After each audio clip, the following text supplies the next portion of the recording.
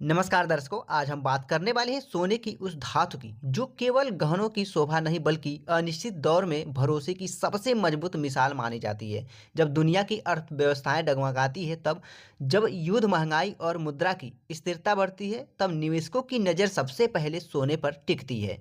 और अब कोटक सिक्योरिटीज की एक रिपोर्ट ने सोने को लेकर के ऐसा अनुमान जताया है जिसने पूरी निवेश दुनिया में हलचल मचा दी है। कोटक सिक्योरिटीज के अनुसार सोने की कीमतें लंबे समय तक ऊंचे स्तर पर बनी रहती है और वर्ष 2026 तक सोना $5,000 प्रति औंस के ऐतिहासिक स्तर को छू सकता है। ब्रोकरेज जो कि फार्म का कहना है कि भले ही 2025 की तेज बढ़त के बाद कुछ अल्पकालिक गिरावट या स्थिरता देखने को मिले, लेकिन 2026 और उसके बाद भी सोने के मूलभूत कारक बेहद मजबूत बने रहेंगे। कोटक सिक्योरिटीज का 2026 पुनर्नुमान बताता है कि बढ़ते भू राजनीतिक तनाव, अमेरिका में मौद्रिक नीति और नरमी की संभावनाएं तथा वैश्विक आर्थिक वृद्धि की सुस्ती, ये सभी मिलकर सोने को लगातार समर्थन दे रहे हैं। इसी कारण ब्रोकरेज का मानना है कि सोना 2026 में लॉन्ग टर्म हाई फेज यानी लंबे समय तक ऊंचे स्तर के दौर में प्रवेश कर सकता है। इसके साथ ही फिएट मुद्राओं से दूरी का रुझान, निवेशकों की लगातार बनी मजबूती रुचि और केंद्रीय बैंकों द्वारा निरंतर खरीदारी, खास तौर पर हम बात करें उभरते बाजारों में सोने के भविष्य को और अधिक मजबूती प्रदान कर रही है। डॉलर के वैश्विक प्रभुत्व में कमी के संकेत भी इस बहुमूल्य धातु के पक्ष में काम कर रहे हैं। कोटक ने अपनी रिपोर्ट में स्पष्ट कहा है कि 2025 में आई और असाधारण तेजी के बाद कुछ समय के लिए बाजार का स्थिर होना स्वाभाविक है, लेकिन व्यापक आर्थिक पृष्ठभूमि 2026 और उसके बाद भी सोने के लिए अनुकूल बनी हुई है।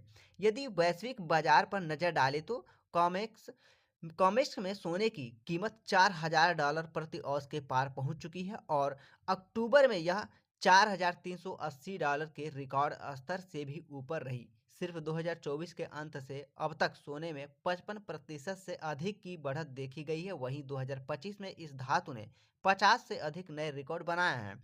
घरेलू बाजार की बात करें तो अक्टूबर में भारत में सोने की कीमत ₹1,32,000 प्रति 10 ग्राम के ऐतिहासिक स्तर तक पहुंच गई। रुपए के अवमूल्यन के चलते इस वर्ष अब तक की कीमतों में 60% से अधिक की बढ़ोतरी दर्ज की गई है और जो अंतर्राष्ट्रीय बढ़त से भी ज़्यादा है। कोटक सिक्योरिटीज का अनुमान है कि घरेलू सोने की कीमतें ₹1,50,000 प्रति 10 ग्राम तक पहुंच सकती है। हालांकि कोटक के कमोडिटी विश्लेषक अनिंदा बनर्जी का कहना है कि कीमतें इससे भी अधिक जा सकती हैं, लेकिन फिलहाल वे सतर्क अनुमान के ही सही मानते हैं। बुधवार को घरेलू बाजार में हल्की गिरावट देखने को मिली। 24 कैरेट सोना 20 रुपये गिरकर 1,30,050 रुपये प्रति 10 ग्राम पर आ गया, जबकि वहीं 22 कैरेट सोना की बात करें तो घटकर 1,19,213 रुपये प्रति 10 ग्राम हो गए। भारत में सोने के दाम वैश्विक हाजिर कीमतों, अमेरिकी डॉलर की चाल चाल और स्थानीय आयात शुल्क व करों में प्रभावित होते हैं।